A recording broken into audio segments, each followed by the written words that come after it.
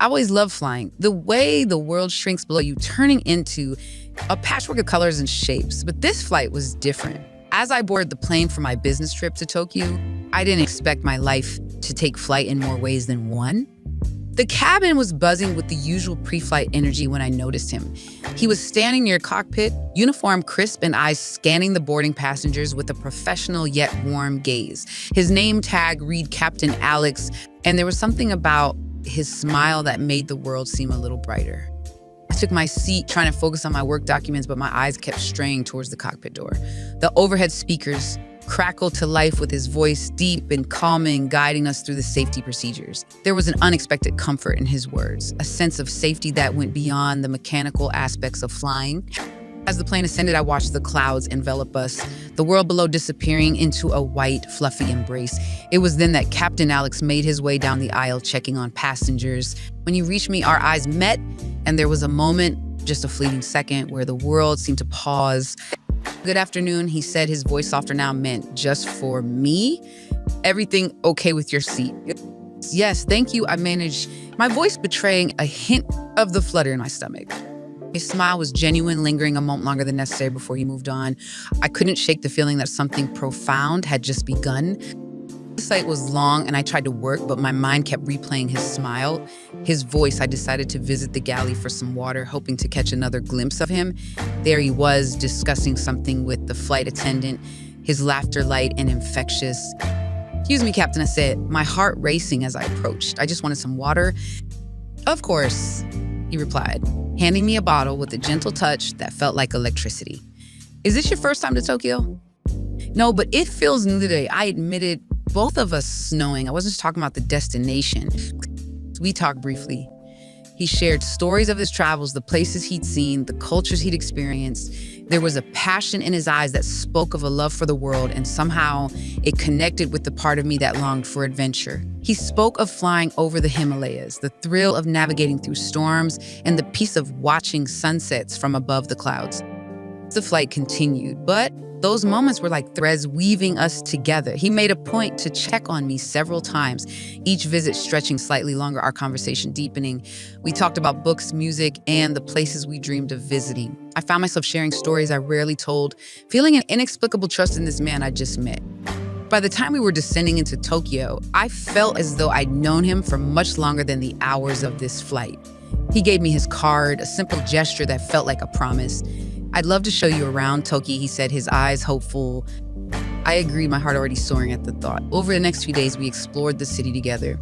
From the serene gardens of Shinjuku, Gyeonggi, to the bustling streets of Shibuya, every moment was charged with an electric connection. We visited the Meiji Shrine, walking through the dense forest, our steps in sync, our silence comfortable. At the shrine, we made wishes. Mine was for this newfound connection to grow, and from the look in his eyes, I suspected his was similar. We sat in a quaint cafe in Harajuku, sipping on matcha and discussing everything from the art of sushi making to the philosophy of travel. His knowledge was vast, but it was his curiosity about life, about me, that was truly captivating.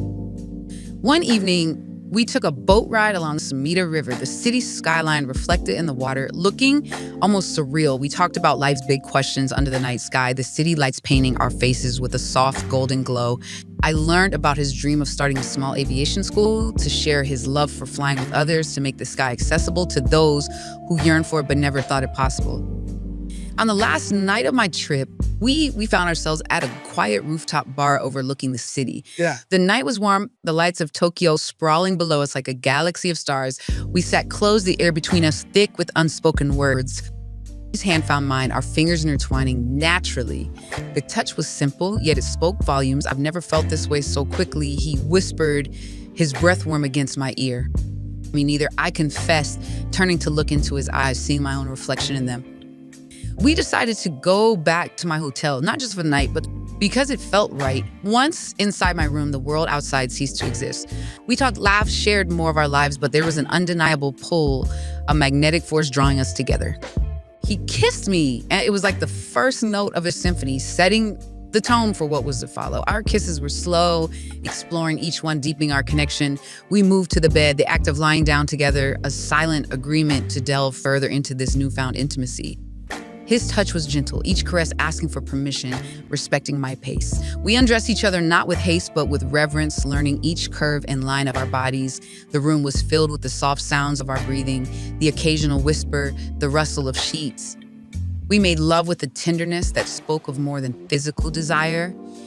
It was an expression of trust, of two souls connecting in the most fundamental way. Every move was slow, deliberate, filled with the mutual exploration of love. His hands explored my body with a respect that felt like worship, every touch a silent promise.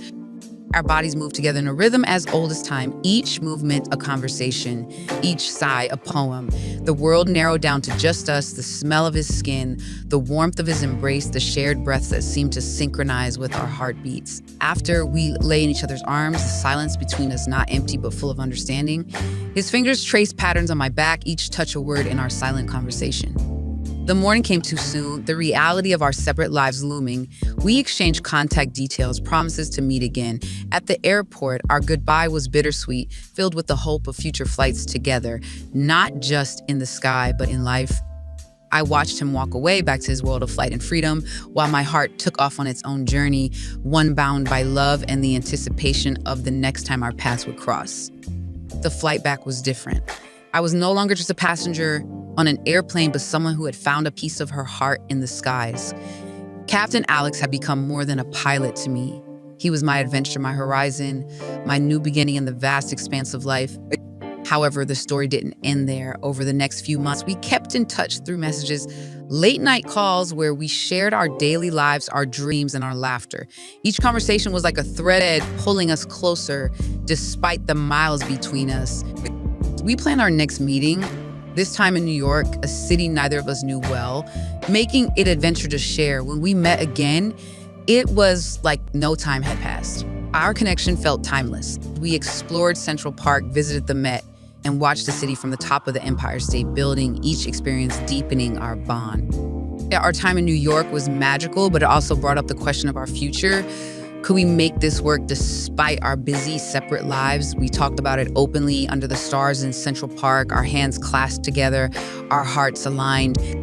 Alex said, his voice for me gentle. I want to see where this can go.